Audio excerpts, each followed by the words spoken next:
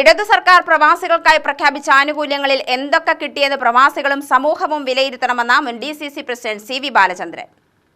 പ്രവാസികൾ എന്തെങ്കിലും ആരംഭിച്ചാൽ കൊടിപിടിച്ച് പൂട്ടിക്കുന്ന സ്ഥിതിക്ക് മാറ്റമുണ്ടായിട്ടില്ലെന്നും CV ബാലചന്ദ്രൻ. നോർക്ക സംവിധാനം സുതാര്യമാക്കുക, മയക്കുമരുന്ന് മാഫിയകളെ ഇല്ലാതാക്കുക, കോളേജുകളിലെ അതിക്രമങ്ങൾ തടയുക തുടങ്ങിയ ആവശ്യങ്ങൾ ഉന്നയിച്ച് പ്രവാസി കോൺഗ്രസ് കളക്ടറേറ്റിന് മുമ്പിൽ നടത്തിയ ധർണയിൽ മുഖ്യപ്രഭാഷണം നടത്തുകയായിരുന്നു CV ബാലചന്ദ്രൻ.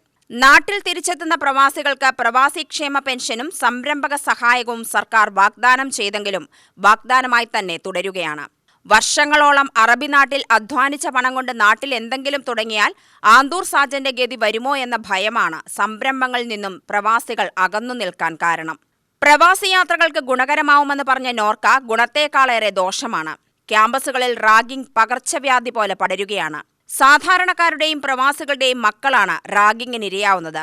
CPMന്റെ റിക്രൂട്ട് ഏജൻസിയായ SFIയുടെ തണലിലാണ് റാഗിങ്ങും സാമൂഹിക വിരുദ്ധ പ്രവർത്തനങ്ങളും അരങ്ങേറുന്നതെന്നും CV ബാലചന്ദ്രൻ പറഞ്ഞു. ഒരു പ്രവാസിക്കും പലിശരഹിത വായ്പ ഈ സംസ്ഥാനത്ത് ലഭ്യമായിട്ടില്ല. സൗജന്യമായ 6 മാസക്കാലം സൗജന്യമായ വൈദ്യുതി അങ്ങനെ സംരംഭങ്ങൾ ആരംഭിക്കുന്ന ആളുകൾക്ക് നൽകുമെന്ന് കേരളത്തിലെ മുഖ്യമന്ത്രി പ്രഖ്യാപിച്ചു. അതും പാഴ്വേലയായി കിടക്കുകയാണ്. ദേശത്ത് പോയി മടങ്ങി വരുന്ന ആളുകളുടെ മക്കളുടെ കല്യാണ ആവശ്യത്തിന് ലക്ഷക്കണക്കിന് രൂപ, 5 ലക്ഷം രൂപ വരെ വായ്പ നൽകാൻ, അതും പലിശരഹിത വായ്പ നൽകാൻ സർക്കാർ സന്നദ്ധമാണ് എന്ന മറ്റൊരു മോഹനസുന്ദര വാഗ്ദാനം നൽകിയത്.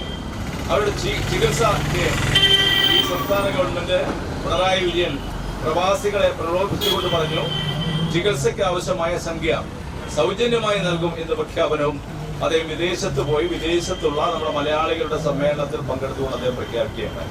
പക്ഷേ ഈ പ്രഖ്യാപനങ്ങളൊക്കെ തന്നെ കടലാസിലും പ്രസംഗത്തിലും ഒതുങ്ങി എന്നതിനപ്പുറമായി ഒന്നും ഈ സംസ്ഥാനത്ത് ഇന്നുവരെ ലഭിച്ചിട്ടില്ല എന്ന യാഥാർത്ഥ്യം ഒരു ഭാഗത്ത് നിലനിൽക്കുകയാണ്. പ്രസിഡന്റ് മുത്തു മുഹമ്മദ് നജീബ് അധ്യക്ഷത വഹിച്ചു. DCC A Thankappan, general secretary V Ramachandran,